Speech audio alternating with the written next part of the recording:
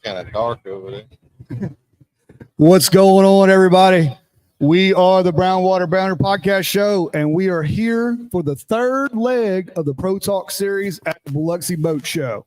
Hanging in here with Captain James. Captain James is going to talk to us about slow pitch jigging, little deep water jigging, and we're going to run through all the materials and stuff like that. Just to let you know how the format's going to go, we're going to let James do his spill for about 10-15 minutes, and then we'll take questions from the audience. Okay, so without further ado, Captain James, introduce yourself, sir. I'm Captain James with Aquiline Charters. Been doing charters for about 11 years here on the coast. Recently, I've gotten into slow pitch jigging. It showed up in the 90s. I guess they developed it in Japan, where it was high what do you call it? Populated? High pressure. Yeah, high populated fish. Yeah. And these jigs were catching more fish than live bait. And it slowly started to make its way over to U.S. recently. And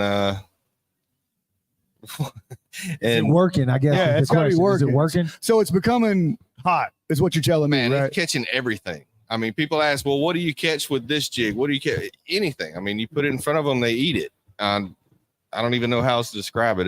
It blows my mind. I don't even carry pogies on the boat with me anymore. Seriously. Right. So the boat stays clean. And I mean, some of the jigs can get pricey, but if you shop around, you can find them pretty inexpensive. And how'd you hear about it? Like, who'd you hear about it from?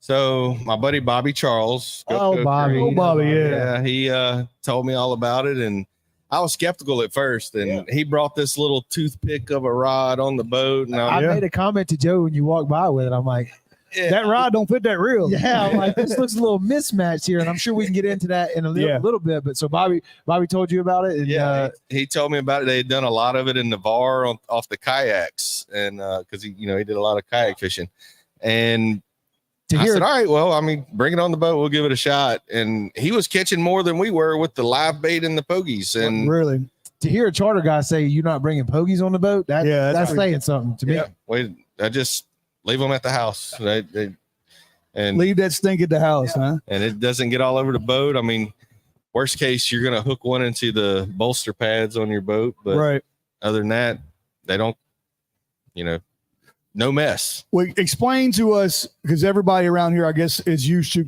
cobia jigging, traditional jigs, bucktail jigs, drop it down, pop, pop, pop, drop it down, pop, pop, pop. So with cobia jigs, you're casting out and you're, working it back to you, basically. Right. On these, you don't really retrieve them. You send them, you just drop them off the side of the boat, send it down to the depth. I usually count. So I watch my depth finder and I see if the fish are at 200 feet. And I'll just send it and I'll count 20 times, lifting the rod up and letting it sink. And each time is about 10 feet. Right. So 20 times I'm at 200 feet. And then I just start jigging. And all you do is lift and let the bait fall. Lift and let the bait fall. That's simple enough. I can do that. So you're not retrieving any line. No. You're staying in the same spot the whole time. The column, you can send it down, lift, give it a crank or two, do it some more, give it a crank or two. And that's all there is to it. You're not wearing yourself out. And the tackle's super light. The rods aren't broom handles that everybody's used to. And the high-speed jigging, diamond jigs or whatever that most people are used to, you're constantly jerking. And you look like Popeye the next day. Your shoulders are all swollen up. After 15 minutes, you got to put the rod down and catch your breath. Well, with this, I mean, you can jig all day long. And the only thing that's going to wear you out is all the fish that you're going to hook. Right. What is it? Endorsement there. Yeah. What do you think it is that makes this so much better? Is it the presentation? Is it staying in the column longer? What do you think's going on? So a diamond jig basically just goes up and down. It just bounces up and down, and it's just a shiny flash. That's it. Well, these jigs, whenever you lift them up, you see the shapes of them. Right. When you lift them up and you let tension off, they just flutter. Like a dying bait, and it's just out of reaction that they eat. Right. So it's just like kind of like a mirror lure or something. That's heavy. Yeah. It's heavy. Yeah, they're heavy. You pop it 3 times and then let it drop. And a lot of times you get hit on a drop. And you can put some of them, you see they have hooks on one end, and some of them like these, they have no hooks, but you just add the hooks that you want for the situation. And you can add them on both ends, put them on one end or however you want to do it. Is that kind of the same concept? I've heard of guys throwing CDs overboard, like at a rig or something, because they catch light as they flow down. Have you ever heard that before? Well, that's kind of like, that's for like diving and like Spanish and stuff like that. Correct. Get around is that it, the same thing like what shining, you're talking about, like with something like attracting. this? Yeah. Just it's flickering light the whole time. Now, me personally, I tend to go for ones that glow because any diver will tell you, you know, once you get down below 100 feet, it's dark. Right. So I like the ones that have something on them that glows a little bit. So if I decide to go deeper, you know, it puts off some light of its own down there. What's the optimal depth, if there is one, to start this? Can you go to FH2 where it's 40 foot of water, or you need to be in big water to do this? We're fishing these things from 2,000 feet to 50 feet. Okay. So you could get to 50 feet. Yeah. Well, we were just out the other day, south of the islands in 25 feet catching baby snapper, but we were using the little small jigs like, this one, hold on. see, they hook Help him out, Joey. Don't just hold on. Don't watch him struggle. That sucker's got some hooks on it. They're not light, the ones that I've grabbed too. So, and so you want, the rule of thumb is they come in grams, like they're the weight size, they're sized by grams. This is an 80 gram, and rule of thumb is 1 gram per foot of water. And so this one, you know, ideally fishing 80 foot, but also current comes into play with that. If the current's stiffer, you might want to change the shape of your lure, where like this one is flat. how many grams is that one? That one's pretty. This one's probably 120. Yeah. 150. Okay. So 150 feet of water, ideal for this one. But if the current picks up on you, you might want to slim down to one that's not maybe such a wide profile. And then if the current even picks up more, something that's even less of a less ability for the water to take it where. Right. So you want this lure to be vertical for it to work. If it starts scoping out with the current, then the lure's not behaving like it should. I got you. What are you if you're going out with these, what is your species you're ultimately targeting? It probably gets more than one species, but if you have pick one that hits it the most, what do you think it is? I can't give you one. They all It's hit all it. fish, I mean, right? it's So African snapper, pompano, amberjack, snapper. tuna. The biggest snapper we've been catching has been on these. My Really? wife caught one. It had to be 30 pounds. The biggest one I've seen on the boat. It had to be 30 pounds on one of these. That was off season. Dang. We had to throw it back, but Yeah. had to calm her down. For a So minute. we'll put it in a charter boat perspective. If you got 6 people on one side, 6 people on the other side, can all 6 Yes. be doing that at the same time? Your guy up current is going to be fishing the heaviest jig. Middle gonna a little bit lighter, and your back guy on the back of the boat can fish whatever weight as long as he's a little bit lighter than everybody. Right. Because So it's swinging. Yeah. the current, like your front guy is going to be straight up and down. Your second guy might be a little angle, and your third guy is going to be a little bit, Right. So that you way. can't do it multiple people. right.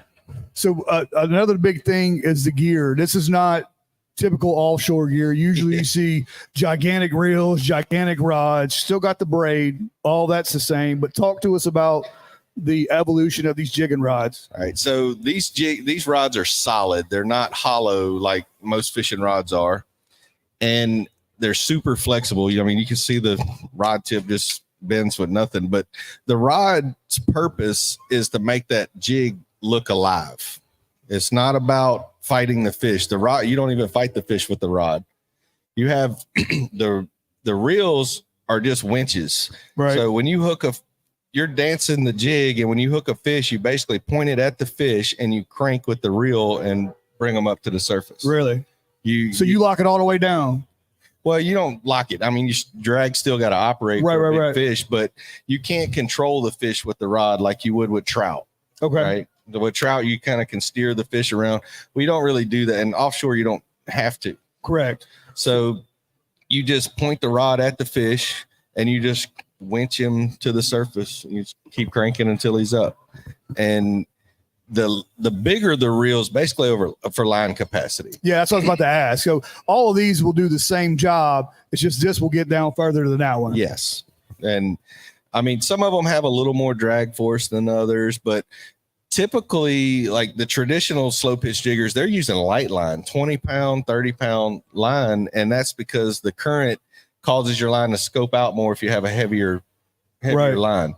But there's people fishing 1,000 feet of water with 20 pound line just because they want that jig to be vertical and the current not to affect pulling on their line. But it just takes them longer to bring it to the surface. But you can catch a big fish on 20-pound line. Right. What are you running on these? These probably what? 65, 55? This one is 65. This one's 65, and I have 85. And the only reason why I have 85 is because I fish around a lot of structure, and I have to pull them out of it. Right. So sometimes we'll use the boat and just drive away and kind of tow the fish out of it. But if I were fishing open water structure or bottom more often, then I would use lighter line. Yeah. We had a comment come through here from Brent online. He said, let me flash it here for the people watching on the live stream. Will this gear be available at Sea to Swamp or Wicked Fish? Yeah, both locations. Look, I'm not loyal to anyone. I mean, I help all. I like having a small community. Yeah. So sure. Rocky at Sea to Swamp, he's getting a bunch of it in, and he has different reels, talicas, that such a thing. Mike up at Wicked Tackle, he's the one that sent me down here with these reels. Everything in this table come from him. Now the jigs, they're spread out. Different locations have different ones. Some of them we order online, but Everything Kayak has a huge selection of different kinds of baits. Mike up at Wicked Tackle, he has a decent selection, and Rocky is he's getting more and more every time I go in there. He's got more and more of them. Yeah. And as it gains popularity, they're starting to carry more and more. So, and that's what you ask for when you walk into slow pitch. Everybody knows it's slow pitch. Exactly. So it's not the diamond jigs that people are traditionally used to. It's slow pitch. I mean, each one of these jigs has a design to move like a dying fish. Yeah. So we got a plethora of jigs here. You went over the little peanut snapper jig. Walk us through, I see you got one shaped like a squid, some other stuff. Walk us through a couple of these if you don't mind. Well, there's really There's really no method to which one I choose. I just open the bag and say I feel like trying this one. And I just think the only considerations I make are the current, the depth, and what I'm actually fishing, hoping to catch. But you're never gonna catch what you hope you catch all the time. You'll catch what's hungry and what's around. What's there. Yeah. Now one thing I will point out, I mean, this orangish red color here is, they usually hangs a grouper. I mean, grouper like that color. Yeah. Snapper, they're not picky. They don't care. They eat they're like redfish. They eat anything you put in front of them. On the color wise. These longer, heavier jigs like this, blackfin absolutely eat them up. And this one over here, I like for blackfin because it doesn't glow super bright, but each one of these little crackles, it glows. And if it glows too bright, sometimes it scares the fish away.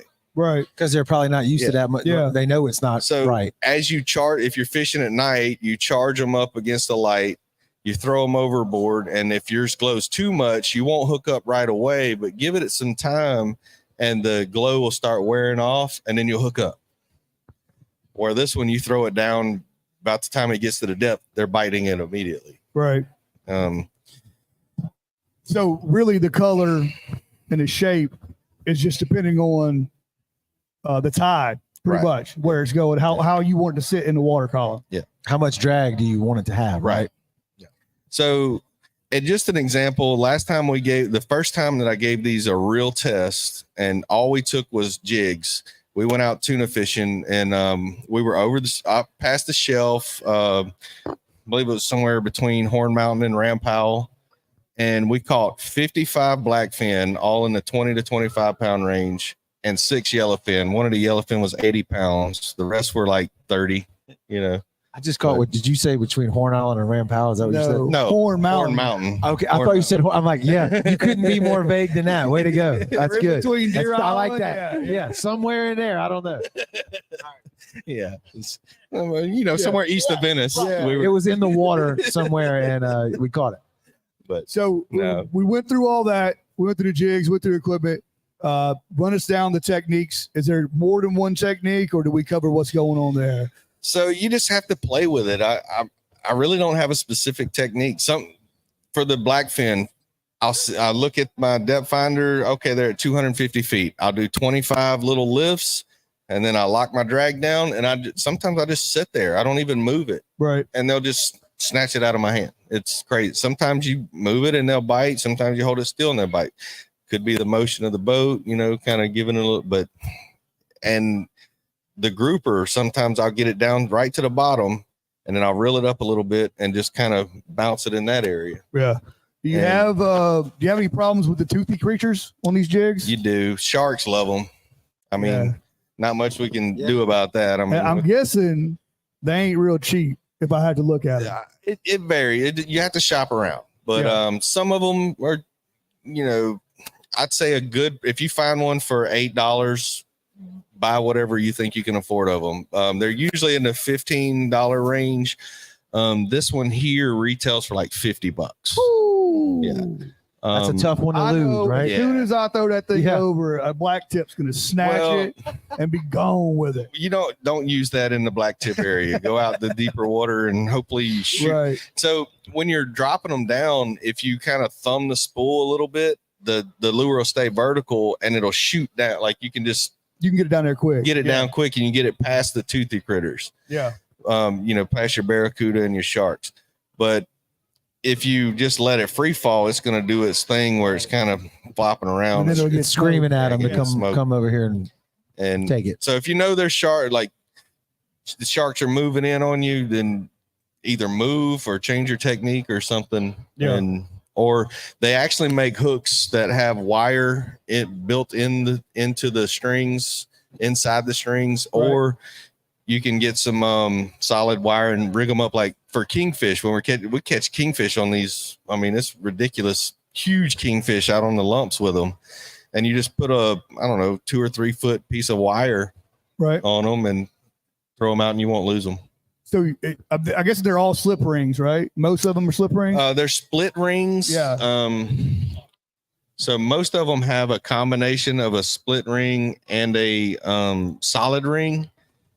And the proper practice is to tie your line to the solid ring on the hook. Okay. Because then you're directly linked to the hook when you get a big fish, and it doesn't allow the split ring to straighten out. Right. And then you're running a trailer hook at the end, I would guess. And right? you can put another hook on the bottom side if you like. Sometimes it's not necessary, and it's just maybe one more hook that a shark takes with them. Right. But most of the time when we do hook a shark, it catches them right in the corner of the mouth. And if you're good with a gaff, you can grab that hook and pop it out the corner of the mouth and get your jig back. They might shred the line that the hook's on, and you just replace the hook and you keep your jig. Right. Was that day that you talked about with all the tuna? That was your best success story on it, or you had better? That was the first time that I gave them, a good hard try. Like, look, all we're gonna bring is jigs, and we did, and it was insane. Yeah. So is this what you've gone to offshore now? I mean, I still do some of the other, but it really depends on who I'm going. Now, some of the fish species, I don't have federal reef fish permit, so I can't take customers out there to do this kind of fishing because the type of fish we're going to catch, they're just going to be throwing them back all day. Now, sometimes I have customers that are catch and release, and they don't care. They just want to go catch the big fish, and I'll take them out there with these. We'll catch and release all day. Yeah. And I got videos. I mean, it was just nonstop hooks. A group from Missouri, they didn't want to take anything home with them. I said, all right, I got a spot for us. We went out, 4 of them. I gave all 4 of them jigging rods and just these jigs. And I mean, it was nonstop. Everybody's hooked up the whole time. Yeah. The only time they weren't hooked up is we hadn't thrown it back in the water after dehooking a fish.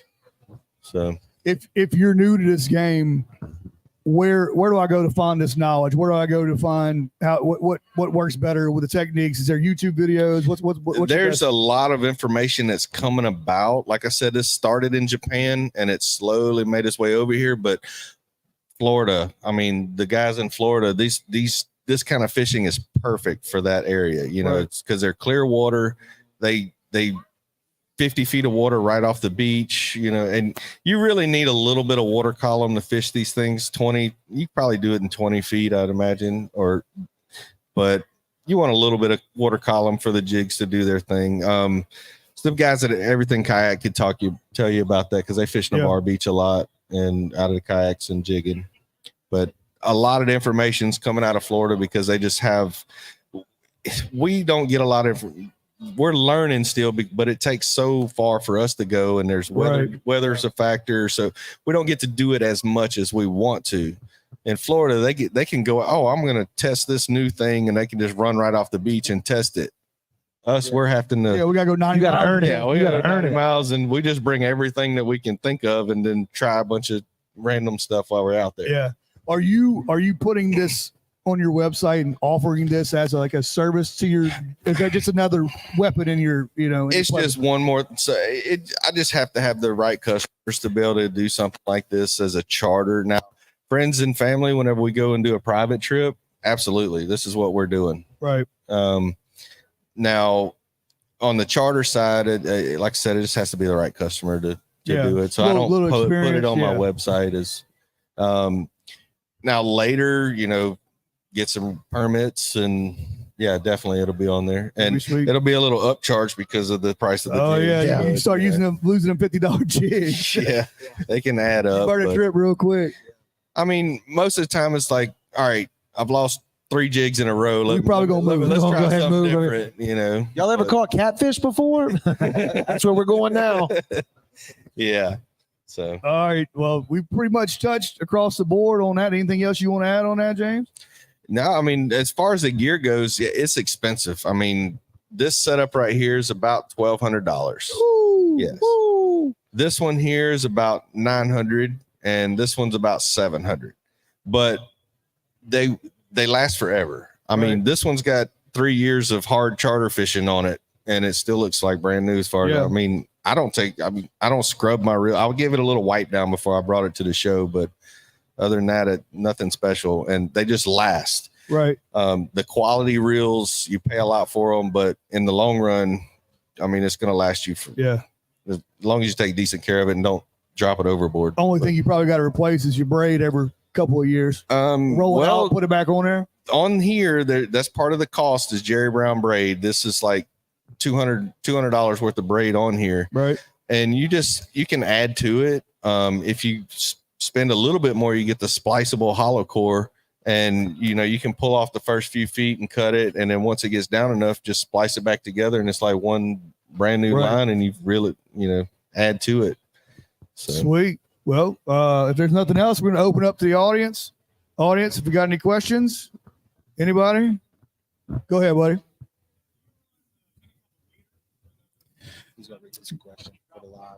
Yeah. The question was, do you run any kind of leader before the jig on deep drop it? So it depends. If we're after kings and we want to catch sharks, we'll add like a steel leader, usually solid wire. And if I'm trying for some sight, like yellowfin tuna, we catch 200-pound yellowfins on the jigs. I use 80 to 100-pound fluoro. Some people go 40, 60-pound. It's kind of the preference of the fisherman. I just like to go heavy. I mean, if he's going to bite it, I want to keep him on it. But yes, to answer your question, fluoro's a big one, and we use like a FG knot to attach the braid to the fluoro. And if we use steel, we have to put a swivel in between the two, just with a hay bale twist in between. Yeah. Anybody else out there? What about when it? But it is effective. Braid straight to the lure. It still works too. So yeah, braid straight to it works well too. What about when these lures get beat up? Can you just break out the old spray can and give them another coat? I have one lure that came from Fish Labs, and I want to say it was like a $12 lure, shaped about like this, and it rode the boat ride back in rough seas, and it beat the middle out of it where it was almost all the way through it. And I've used that thing, and sharks won't eat it, but I'm still using that lure. I can't lose it. So the gnarlier the better sometimes. It doesn't seem to matter that much. But I have heard of people taking a black marker and kind of covering up some of the glow to tone down the glowing of it. Or you can repaint them with a can of spray paint, I imagine. And, I mean, the shinier the better. Yes, I'm sure. But at some point, I mean, if you're just wanting to save some money, you could probably just spray paint them. There it is. Any other questions out there? Slow pitch jigging world? Anybody? All right. Well, Captain James, tell us where you can find you. If you want to book a trip with us, give you all your website and all that stuff. You can find me at aquilinecharters.com, and it's AQUILINE charters with an S.com. Yep. And if you're watching on the live or you go back, people live here, watch this video. I dropped a link to his Facebook page in the comments below so they can click right on that and go check you out. Booking now, I'm assuming, right? That's right. I only do weekends, so I book up fast, but first come, first serve on that. Go try a little Japanese technique out here in the Gulf of Mexico, right? And yes, I mean, I try to make it worth it. So That'll work, man. Well, we want to thank you for jumping on us. Everybody out there in the internet lands, everybody out here in the crowd, appreciate y'all having us this weekend. We did 3 shows today. We'll do another one tomorrow. So what time is the 5 o'clock tomorrow? Okay, we got so to release them right tomorrow. Yeah. All right. So y'all come check out the boat show again tomorrow, Mississippi Gulf Coast Coliseum Convention Center, and hang out. And like Joey said, 5 o'clock tomorrow evening, we'll do another one of these. And y'all stay tuned.